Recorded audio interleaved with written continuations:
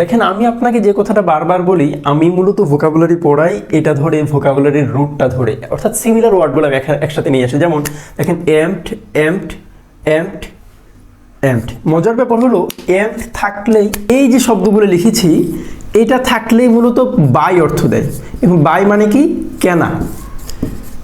এখন কথা হলো এক্সাম্পড, প্রিএম্পড কিংবা পারএম্পড। দেখেন প্রি আর পার দুটার মধ্যে পার্থক্য আছে। এখন আমি আপনাকে যে কথাটা বলছি, এই তিনটার যে এম্পড, এইটা ধাতু এক, অর্থাৎ একই ধাতু থেকে আসছে, কিন্তু এই এমটি যে শব্দটা, এটার যে এম্পড এটা কিন্তু সিমিলার ধাতু থেকে আসে নাই, কিন্তু কাকতালীয়ভাবে মিলে গেছে।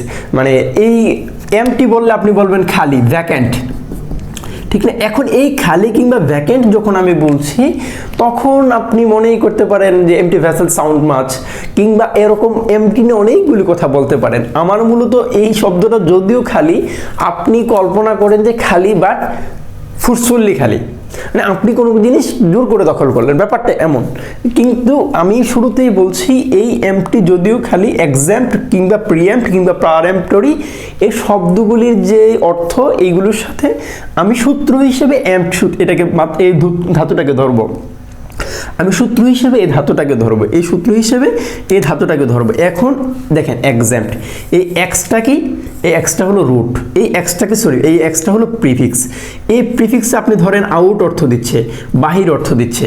এখন এক্সাম্পড অর্থ কি? আমাদের অভিধানগুলোতে এই এক্সাম্পড শব্দটির অর্থ তখন লেখে অব্যাহতি পাওয়া, কিংবা দায় থেকে মুক্তি। আরেকটা জিনিস লিখতে পারেন, দায় থেকে মুক্তি।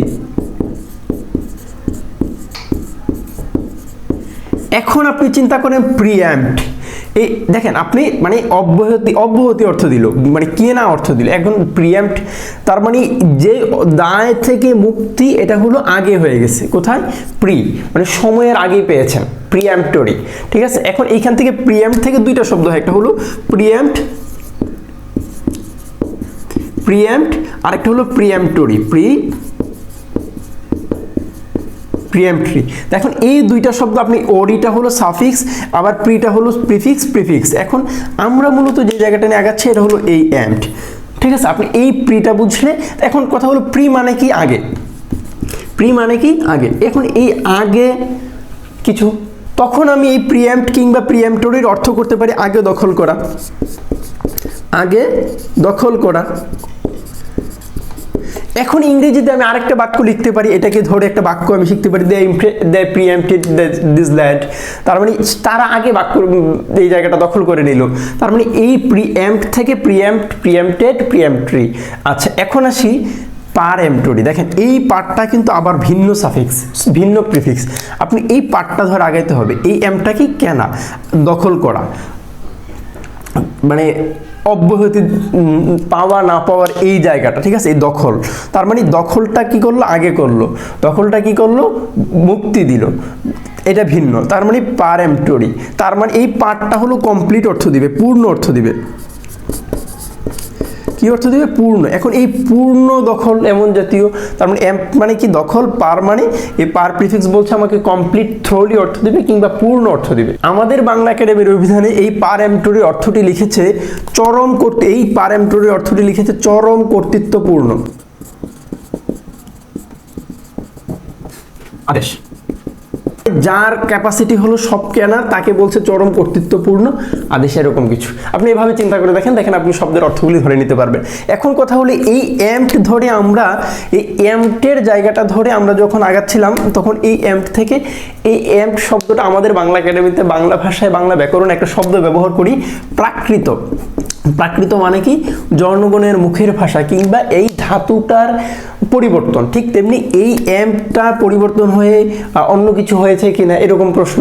এখন আমরা এই এম্প ধরে আরে কিছু ধাতু নিয়ে কথা বলবো। দেখেন আমরা যখন এম্প নিয়ে কথা বলেছিলাম, তখন এই এম্পটা মিলেছে। মূলত এই ড্যাম্পড কিংবা এম্পড একই অর্থ দেয়। তার মানে এম্প মানে কি? আমরা বলছি এম্প মানে বাই অর্থ দেয়, ভাই মানে কি? কেনা অর্থ দেয়। তার মানে কেনা মানে রিডিম, মানে রি মানে কি? অ্যাগেইন, রি মানে কি? অ্যাগেইন, ডি মানে কি? অ্যাগেইন। এখন এই অ্যাগেইন, ডিম মানে কি? ডিম মানে হলো ড্যাম্পড, ড্যাম্পড মানে কি? এম্পড, এখন এই এম্পড মানে কি? এম্পড মানে হলো এই কেনা। এখন কেনাটা কখন? ড্যাম মানে ডিম, মানে ডিম মানে ড্যাম্পড, ড্যাম্পড মানে এম্পড। এখন এটা ধরে যখন আমি আগাচ্ছি মূলত এগেইন, তার মানে এগেইন কেনা কিংবা মানে যখন আমি বলছি এগেইন কিংবা এগেইন কেনা কিংবা আগে কেনা। আমাদের বাংলা একাডেমির অভিধানে এই রিডিম শব্দটির অর্থ লিখেছে আবার কিনে নেওয়া। আমাদের বাংলা একাডেমির অভিধানে এই আবার কিনে নেওয়া ছাড়াও আরেকটা অর্থ করেছে, এটা হলো উদ্ধার। চিন্তা করে দেখেন, উদ্ধার হওয়ার জন্য একজন ব্যক্তিকে অবশ্যই আগে পড়া লাগবে, এরপরে আপনাকে আগেই উদ্ধার করা হবে। এবার থেকে তাহলে রিডেম্পশন মানে কি? ঠিক একই জাতীয় অর্থ দিবে এবং সন দ্বারা বুঝাচ্ছে আমি, নাউন হয়েছে শব্দটা, তখন আপনি দেখেন রিডেম্পশন কিংবা উদ্ধার একই জাতীয় অর্থ দিচ্ছে, উদ্ধার, রিডিম। এখন কথা হলো, আপনি যখন দেখবেন শুধু ডিম নামে একটা শব্দ আছে,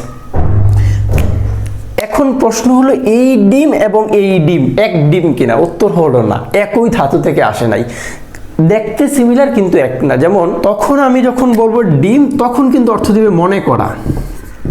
এখন আপনি এই ডিম না বলে আবার বলতে পারেন ডিমড, তার মানে এখন আপনি বলতে পারেন যে বিবেচিত হয় এই জাতীয়, তার মানে ডিম, ডিমড কিংবা ডিমিং, মিস ডিম তার মানে ভুল ধারণা, কিংবা ওভার ডিম অতিরিক্ত ধারণা। এই যে ডিম ধরে যখন আমি আগাচ্ছি, আই ডিমড ইউ, আমি আপনাকে মনে করলাম, কিংবা এরকম কিছু, হি ডিমড মি, সে আমাকে মনে করেছে, এইভাবে আপনি চিন্তা করতে পারেন।